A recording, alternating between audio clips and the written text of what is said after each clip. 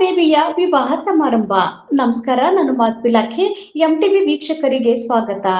ತಾಳಿಕೋಟೆ ತಾಲೂಕಿನ ನಾವದ್ಗಿ ಗ್ರಾಮ ಬ್ರಹ್ಮ ಮಠದ ಶ್ರೀ ರಾಜಗುರು ರಾಜೇಂದ್ರ ಒಡೆಯರ ಶಿವಾಚಾರ್ಯ ಮಹಾಸ್ವಾಮಿಗಳ ಪಟ್ಟಾಧಿಕಾರದ ದ್ವಿತೀಯ ವಾರ್ಷಿಕೋತ್ಸವದ ಅಂಗವಾಗಿ ಪುರಾಣ ಕಾರ್ಯಕ್ರಮದಲ್ಲಿ ಶ್ರೀ ದಾನಮ್ಮ ದೇವಿಯ ವಿವಾಹವು ಪೂಜ್ಯರ ಸಾನ್ನಿಧ್ಯದಲ್ಲಿ ನೆರವೇರಿಸಲಾಯಿತು.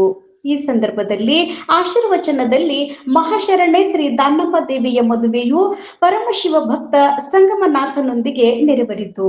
ಕಾರ್ಯಕ್ರಮದಲ್ಲಿ ಶ್ರೀ ದಾನಮ್ಮ ದೇವಿಯ ಮದುವೆಯ ಸಾಂಕೇತಿಕ ವಿಧಿವಿಧಾನಗಳನ್ನು ಶಾಸ್ತ್ರೋಕ್ತವಾಗಿ ನೆರವೇರಿಸಲಾಯಿತು.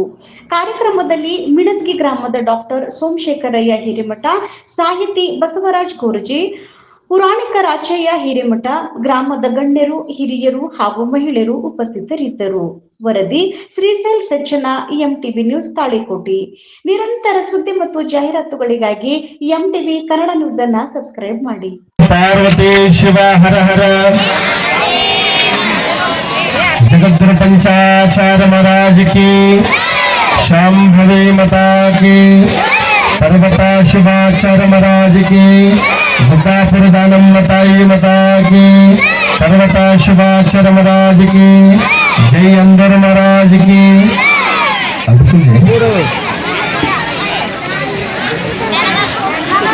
यद्भासा भासते विश्वम यत्सुखेन नमोदते. नमस्तस्मै गुणातीता विभवाय परात्मने. ರೇಣುಕಾದಿ ಪಂಚಾಚಾರ್ಯರನ್ನ, ಎನ್ನಾರಾಧ್ಯಗುರು ಪರ್ವತ ಶಿವಾಚಾರ್ಯರನ್ನ, ನಾಡಿನ ಎಲ್ಲ ಶಿವಶರಣರನ್ನ, ಪಟ್ಟಾಧಿಕಾರದ ದ್ವಿತೀಯ ವರ್ಷದ ವಾರ್ಷಿಕೋತ್ಸವದ ಪುರಾಣದ ಕರ್ತೃವಾಗಿರ್ತಕ್ಕಂಥ ಗುಡ್ಡಾಪುರ ದಾನಮ್ಮ ತಾಯಿಯನ್ನ ಋಣಮಂದಿರದಲ್ಲಿ ಸ್ಮರಿಸಿಕೊಂಡು ಬಹಳ ಸುಂದರವಾಗಿ ನಿಮ್ಮೆಲ್ಲರ ದಾನಮ್ಮ ತಾಯಿಯ ಪುರಾಣವನ್ನ ನಿಮ್ಮೆಲ್ಲರಿಗೆ ಮನಸ್ಸಿನ ಮುಖ್ಯವಾಗಿ ಹೇಳುತ್ತಿರುವಂತಹ ವೇದಮೂರ್ತಿ ರಾಚಯ್ಯ ಶಾಸ್ತ್ರಿಗಳ ಯಾದಗಿರಿ ರತ್ನಗಳಲ್ಲಿ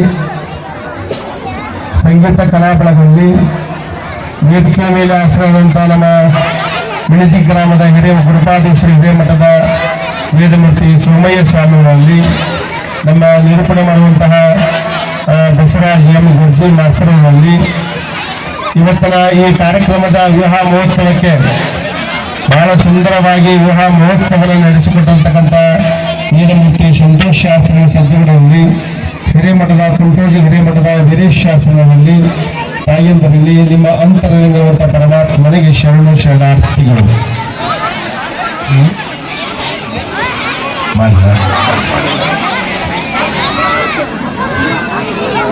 ಇವತ್ತಂದು ನನ್ನ ಫೋನಿಗೆ ಒಂದು ಮೆಸೇಜ್ ಬಂದಿದೆ.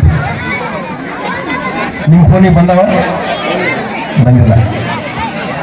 ನನ್ನ ಫೋನಿಗೆ ಒಂದು ಒಳ್ಳೆ ಮೆಸೇಜ್ ಏನು ಬರುತ್ತಪ್ಪ ಅಂದ್ರ, ಕೈಲಾಸದೊಳಗ ಪಾರ್ವತಿ ಪರಮಾತ್ಮ ಇಬ್ರು ಕಾಣ್ತಾ ಇಲ್ಲ. ನನ್ನ ಫೋನಿಗೆ ಮೆಸೇಜ್ ಬಂದಿದೆ. ನಿಮ್ಮ ಫೋನಿಗೆ ಬಂದೋದು ಗೊತ್ತಿಲ್ಲ. ಕೈಲಾಸದೊಳಗ ಪಾರ್ವತಿ ಪರಮಾತ್ಮ ಇಬ್ರು ಕಾಣ್ತಾ ಇಲ್ಲ ಅಂತ ಅಲ್ಲಿರ್ತಕ್ಕಂಥ ನಂದಿ ಗಾಬರಿ ಆಗ್ಬಿಟ್ಟದಂತ. ನಂದಿ ಅಂದ್ರೆ ಗೊತ್ತಲ್ಲ, ಬಸವಣ್ಣ. ಬಸವಣ್ಣ ಬಂದು ಕೈಲಾಸದೊಳಗೆ ನೋಡ್ತಾರಂತ ಇಬ್ರು ಶಿವ ಪಾರ್ವತಿ ಒಳಗೆ ಇಬ್ರು ಕಾಣ್ತಾ ಇಲ್ಲ. ನಂದಿ ಆ ಕೈಲಾಸ ಮಂಟಪವನ್ನು ನೋಡಿ ದಿಗ್ಭ್ರಮೆ ಬಿಡ್ತಂತ. ಇವರು ಈ ಪಾರ್ವತಿ ಪರಮಾತ್ಮ ಇಬ್ರು ಕೈಲಾಸ ಬಿಟ್ಟು ಎಲ್ಲಿ ಹೋಗಿದ್ದ ಗೊತ್ತೇ ಇಲ್ಲ ನನಗ.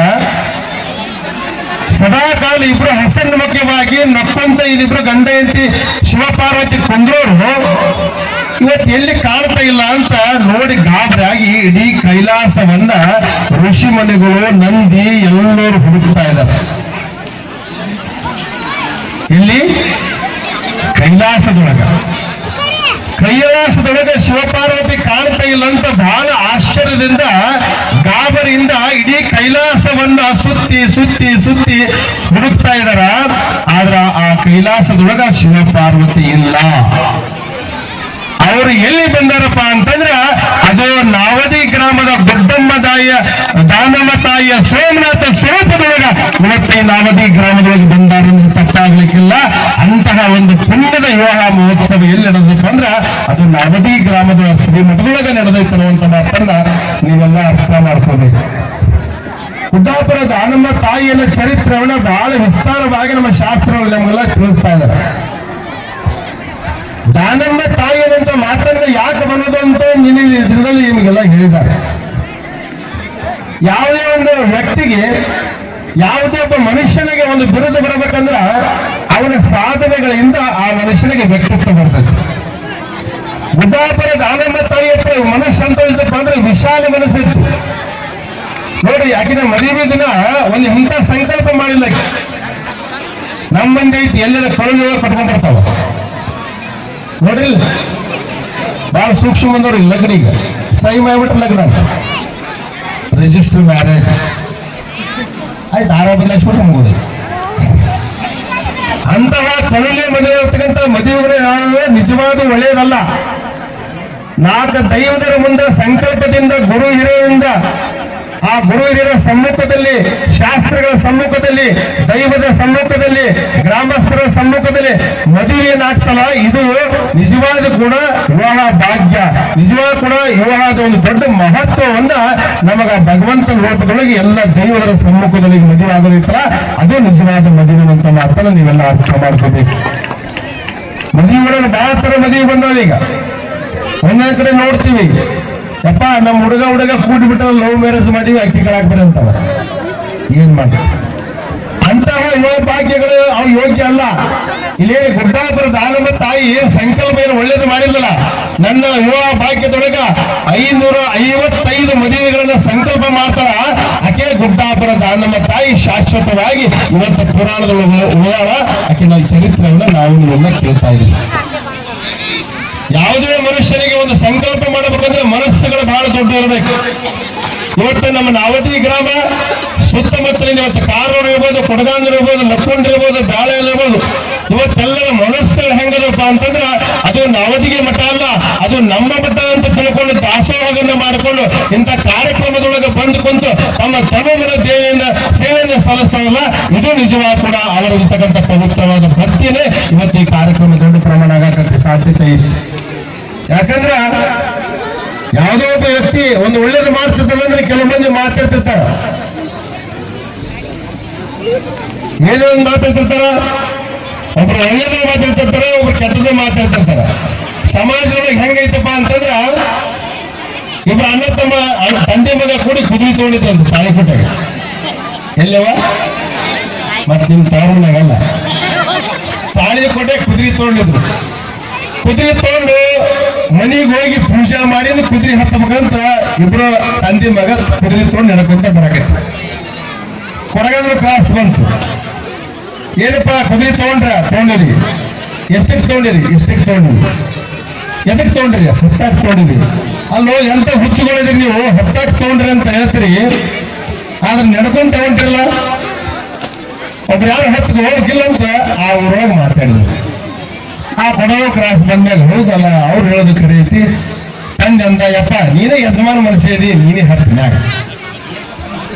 ನೀನೇ ಹತ್ತು ಕುತ್ಕೊಂಡ್ಬಿಡು ಅಂತೇಳಿ ತಂದಿನ ಮಗ ಹಚ್ಚಿಗೆ ಕುಂದಿಸಿದ ಕುದುರೆಗೆ.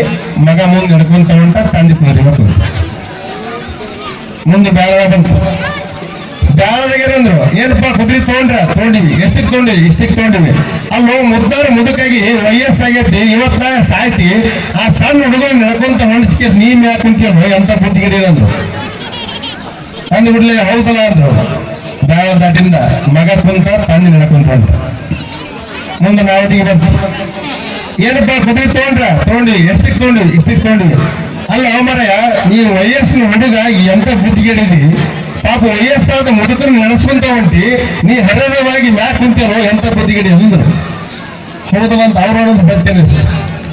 ಅವ ನಾವದಿ ದಾಟಿದ್ಮ್ಯಾಗ ಇಬ್ರು ಕೂಡ ವಿಚಾರ ಮಾಡೋದು, ಯಪ್ಪ ನನಗೂ ಹಿಂಗ ಅನ್ನಕತ್ತಾರ, ನಿನಗೂ ಹಿಂಗ ಅನ್ನಕತ್ತಾರ, ಇಬ್ರು ಕುಂತ್ಬಿಡೋದು ಅಂತ ಇಬ್ರು ಕುಂತ್ಬಿಡೋದು. ಮುಂದೆ ಅವ್ರು ಬಂತು, ಬಂತು. ಎಷ್ಟಕ್ಕೆ ತಗೊಂಡ್ರಿ ಕುದುರೆ, ಇಷ್ಟಕ್ಕೆ ತಗೊಂಡಿವಿ.